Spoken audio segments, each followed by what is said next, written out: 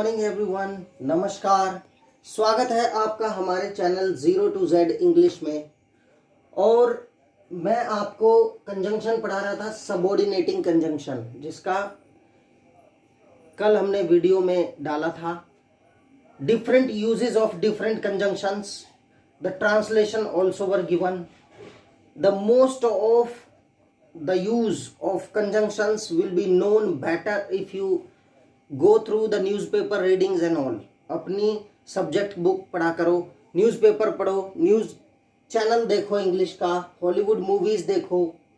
और एक मूवी है my fair lady, my fair lady. इसमें आपको ब्राह्मी एक्सेंट इंग्लिश का मिलेगा, कोकनी एक्सेंट मिलेगा। एक लड़की फूल वाली होती है, फ्लोरिस्ट होती है, फूल बेचने वाली, वो कोकनी एक्सेंट बोलती है। कोकनी एक्सेंट कुछ ऐसा होता है, I got letter yesterday, didn't make the payment was already made, but I don't know the reason you didn't get the payment. Can you tell me the routing and checking account number of my bank? I have made the payment through। ये है Konkani accent. अब देखिए Brahmi accent क्या होता है। I have already made the payment, but you did not get the payment. I'm confused a bit. Can you please let me know the routing and checking account number of my bank so that I can verify if the payment was made through the correct account number? That is Brahmi accent। तो Konkani accent और Brahmi accent दोनों आपको my fair lady movie में मिल जाएगा। That's important. और interest बढ़ाओ English के प्रति। English is really a funny language.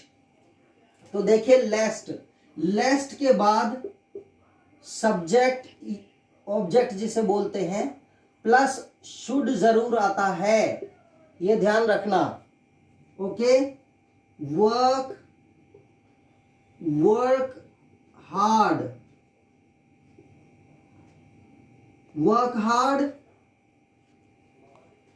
you will be fail। Okay, तो ये बनेगा work hard lest you should fail, ताकि तुम फेल ना हो जाओ। ओके, अदरवाइज भी डाल सकते हैं, लेकिन यहां लेस्ट की बात चल रही है। Otherwise you will fail. Okay, तो work hard lest you should fail, इस तरह से लेस्ट का यूज होता है सबऑर्डिनेटिंग कंजंक्शन में। और ये प्रिंसिपल क्लॉज, ये सबऑर्डिनेट क्लॉज, राइट, इसलिए सबऑर्डिनेट कंजंक्शन यूज हो रहा है। ये कंजंक्शन जो यूज हो रहा है सबऑर्डिनेट कंजंक्शन हो गया है। ओके, आप प्लीज सब्सक्राइब भी करें हमारे सारे वीडियोस को देखने के लिए। बेल आइकन पर क्लिक करके ऑल का ऑप्शन दबाएं, तो हमारे डेली के वीडियोस आपको मिलते रहेंगे, राइट। और जो मैं चैनल के लिंक में मैंने आपको दिया है गेम्स और how to make YouTube channel, how to edit, इसका लिंक भी हम देते हैं, उस पर भी ध्यान दें आप। तो देखिए लेस्ट का यूज इस तरह से होता है। Okay, she bought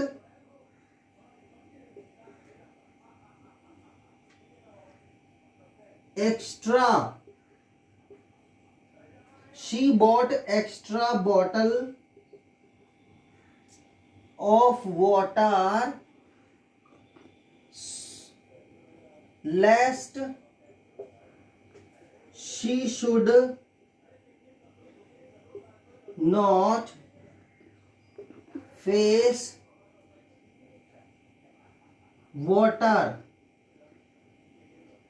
lack of water। Lack माने कमी, लैक ऑफ माने कमी, लैक ऑफ वाटर लेटर, ताकि वो बाद में पानी की कमी महसूस ना करे, फेस ना करे।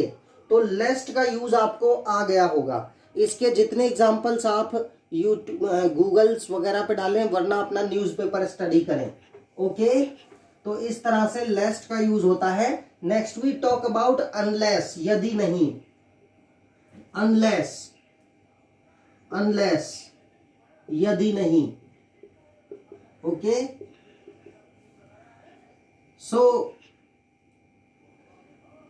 We shall not let you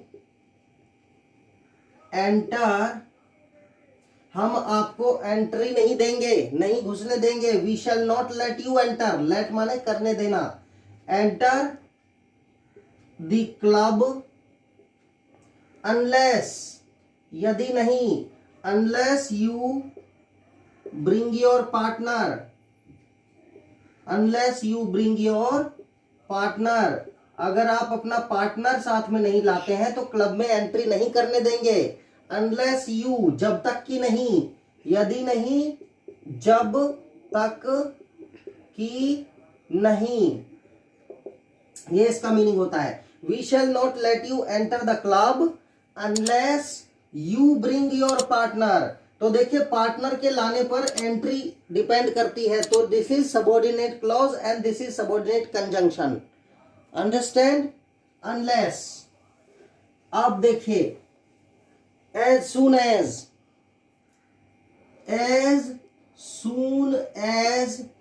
she comes, जैसे ही वो आती है, as soon as जैसे ही, जितनी शीघ्र, as soon as she comes, comma we will start the game, we will start the game, जैसे ही वो आती है हम गेम स्टार्ट कर देंगे। या अब देखिए जैसे ही वो आती है हम गेम स्टार्ट कर देंगे।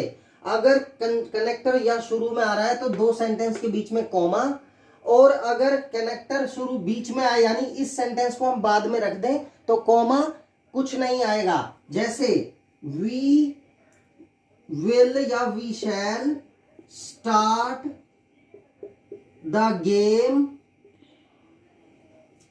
as soon as she comes, as soon as she comes, right? Understand? इस तरह से बना देते हैं। और देखिए as soon as you share your documents, as soon as you share your documents, comma, I will file a claim on your behalf, BEHALF, your behalf मतलब आपके पक्ष से। I will file a claim, मैं claim file कर दूंगा। Claim को file करना, जैसे इंश्योरेंस क्लेम फाइल करना। तो एजेंट कह रहा है कि as soon as you share your documents, जैसे ही आप डॉक्यूमेंट शेयर करते हैं, जितनी जल्दी आप करेंगे, I will file a claim on your behalf, okay? As soon as the claim is filed, the claim will be or it will be approved. जितनी जल्दी फाइल क्लेम होगा ये अप्रूव हो जाएगा, ओके? देखिए the sooner you file the claim,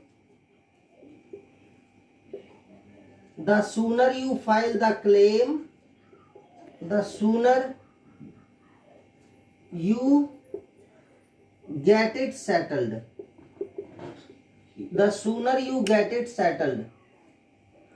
तो जितना जल्दी आप फाइल क्लेम करते हो उतनी जल्दी ये सेटल हो जाएगा, ओके? इस तरह से हम यूज करते हैं। आप मेरे एग्जांपल्स को देखकर अपने सेंटेंस बनाकर कमेंट बॉक्स में डालो, तो हम देखें कि कहां पर आप अपने कमेंट बॉक्स में सेंटेंस बना के डालेंगे तो हमें पता चलेगा कि आपको आ रहा है नहीं आ रहा है। नो सूनर देन, अब देखिए जब तक ये काम नहीं होगा उससे पहले ये नहीं होगा, वहां नो सूनर देन में होता है। जैसे no sooner the work was started, no sooner the work was started then Ravi came. देखिए रवि के आने के बाद ही काम स्टार्ट हुआ। No sooner the work was started, काम जल्दी स्टार्ट नहीं हुआ था। देन रवि केम, रवि के आने से, बाद में ही स्टार्ट हुआ, पहले नहीं। नो सूनर देन, यानी रवि के आने से पहले, सून नहीं, उसके आफ्टर, उसके आने के बाद वो काम स्टार्ट हुआ। Okay,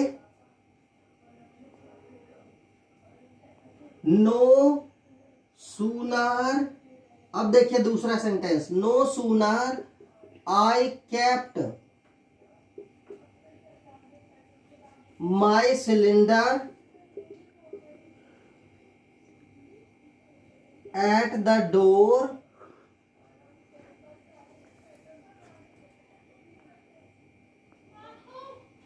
THIEF, the thief came,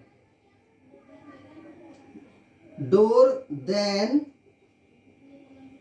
the thief came, यानी थीफ के आने के बाद ही हमने रखा, but we did not recognize him as a thief and asked him to look after our cylinder and he took it away. हमने से उसको सोचा कॉमन आदमी का, भैया ये सिलेंडर देखते रहना, और वो ले गया। यानी कि the no sooner I kept my cylinder at the door then the thief came. Okay, understood. तो इस तरह से different use of no sooner then. अब देखिए as long as, as long as, as long as, देखिए the government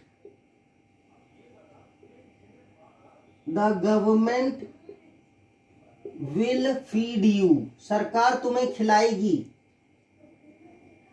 okay, until you die, until you die, जब तक तुम मर नहीं जाते तब तक सरकार खिलाएगी। तो ये भी सबऑर्डिनेटिंग कंजंक्शन है, लेकिन हमें एज लॉन्ग एज से लिखना है। ठीक है, तो as long as you live, जितना ज्यादा आप जीते हैं तब तक, जब तक आप जीते हैं तब तक सरकार आपको खिलाएगी। द गवर्नमेंट इन यूएसए, ऐसा बोल सकते हैं, without a job, the government in USA will feed you without a job as long as you get the new job. और ऐसे भी बोल सकते हैं, the government in developed countries, जो विकसित देश हैं जैसे अमेरिका, जर्मनी, इंग्लैंड, तो the government in developed countries feed you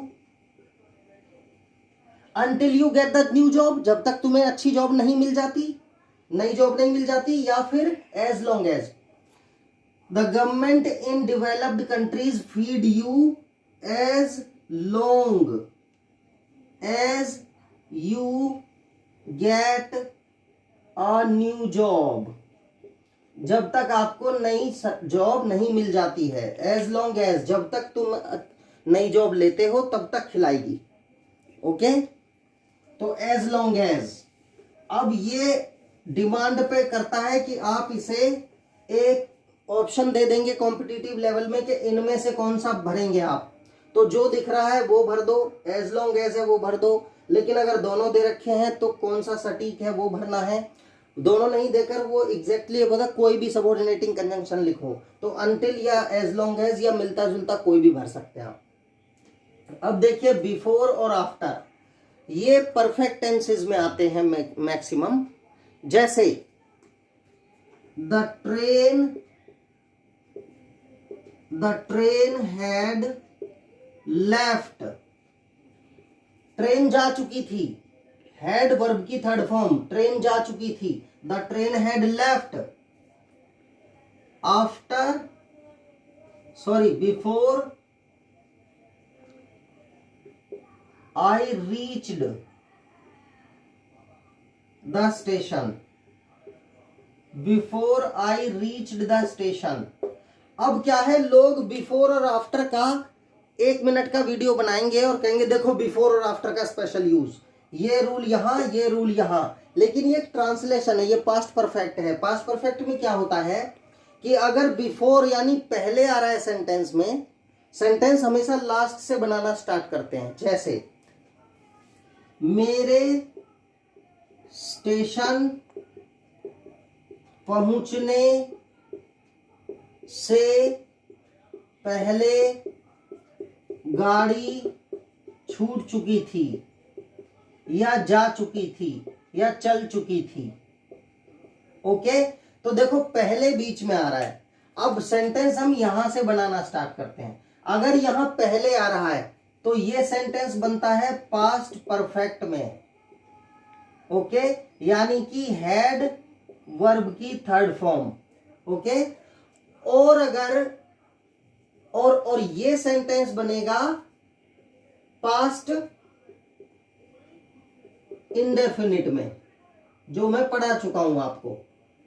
okay, past indefinite यानी कि सब्जेक्ट, तो देखिए वर्ब की सेकंड फॉर्म प्लस ऑब्जेक्ट, ये पास्ट इंडेफिनिट में बनता है अगर यहां पहले है तो।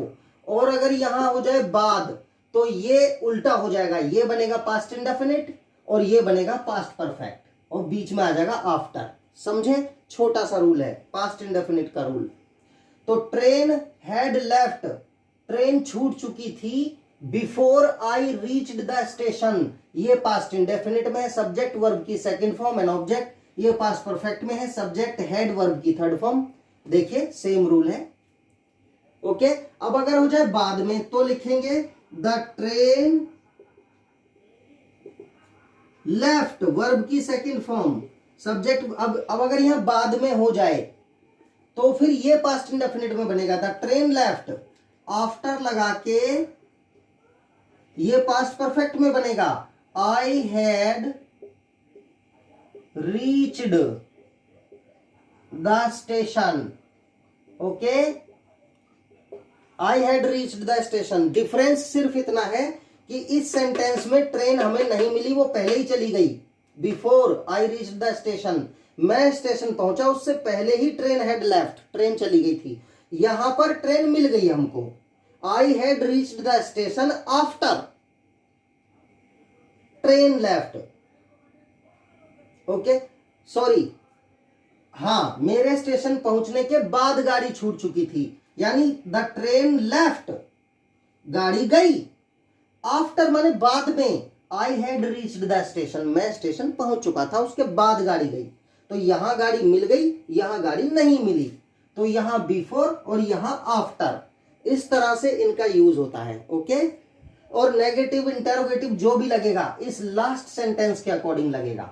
अगर यहां हो जाए मेरे स्टेशन पहुंचने से पहले गाड़ी नहीं छूट चुकी थी तो the train had not left, had the train left, क्या गाड़ी छूट चुकी थी।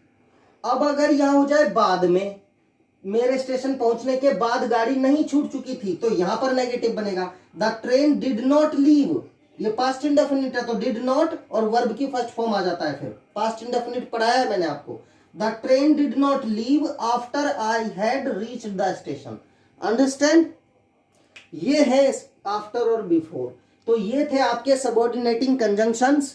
आप प्लीज कोरोना काल में सुरक्षित रहें, वीडियो को पूरा वॉच करें, कमेंट बॉक्स में कमेंट भी डालें, वॉच करें, सब्सक्राइब करें।